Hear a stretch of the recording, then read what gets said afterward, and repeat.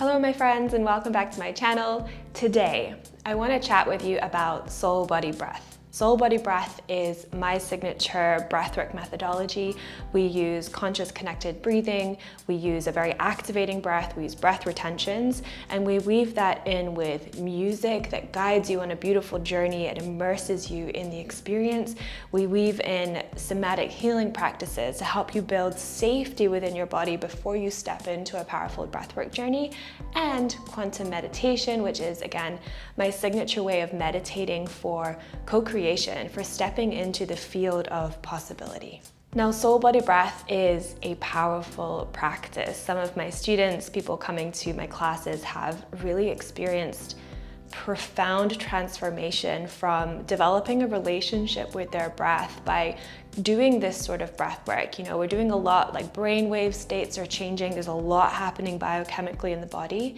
However, where soul body breath is different is that we are not pushing for an outcome.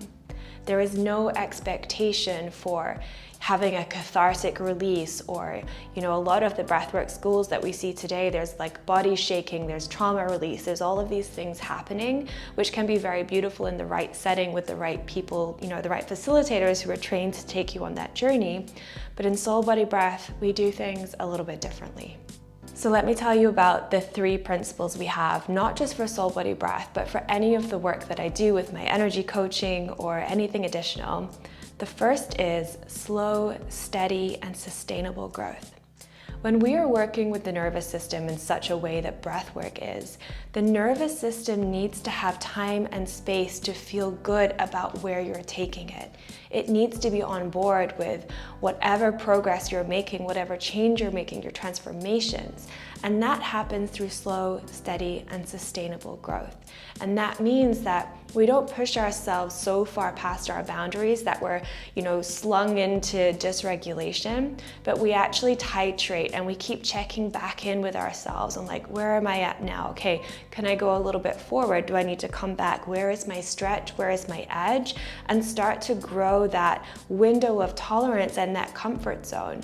Because although transformation happens in discomfort, it doesn't happen by jumping in to the realms of discomfort and pushing over our boundaries. It happens from having one foot deeply anchored in safety, deeply anchored in regulation, and the other foot is just on the line, right? It's that small incremental ways that we move ourselves into making new choices, into making new decisions, into like integrating new behaviors that are in alignment with the life that we are wanting to create. The second principle we have is embrace simplicity. Again, there is so much out there in the healing spaces that I think can make healing feel very complicated, or make it feel like it needs to look a certain way, or that, you know, once you like get to the end goal, there's going to be fanfares and, you know, confetti coming from the sky, or that you within yourself, like I was saying before, need to have this cathartic release in order for you to have made a transformation. And simply it just isn't true. Embracing simplicity allows you to soften, and it allows you to notice the subtleties that happen in your field, in your body, as you move through your personal transformation. And embracing simplicity removes that pressure of it needing to look or be or feel a certain way. You are able to start to take your transformation and your change and your growth in a way that's in alignment with your body, in alignment with slow, steady, and sustainable growth. And you're embracing simplicity at the same time, which means that a lot of that noise can fall away. And a lot of that noise comes from the inner critic, comes from our thoughts, comes from the comparing, comes from our patterns and our wounding that keep showing up and saying that we're not good enough, or we're going to be alone, or we don't belong, or whatever thoughts we have. The embracing simplicity part allows us to slow down and see what's really going on inside, and allows us to actually feel what we're feeling around a certain topic, and then we feel it so we can heal it. We let the energy move, and it's a very deep and profound way for healing. Our third principle is your body is your lifelong teammate. And I've been saying this for a few years now. We often, and I used to do this as well, you just think this is my body, it's my vessel, it's taking me through life, it takes me from A to B, I'm grateful for my body and everything it does for me, but we see it as something that is so separate from us. Whereas our body is actually our teammate. It's not something that we just take care of by like nourishing it and moving it and doing all the things that feel good for it so that it can be like a car, right? Like taking us where we want to go. But it actually has an opinion about everything that's happened in our lives. Your nervous system has experienced life right alongside you, and your mind, your conscious mind and your subconscious, your nervous system, can sometimes have very different experiences. Because the nervous system is where all of our patterns are held, all of our behaviors that we do, all of our wounds, everything is held in the nervous system.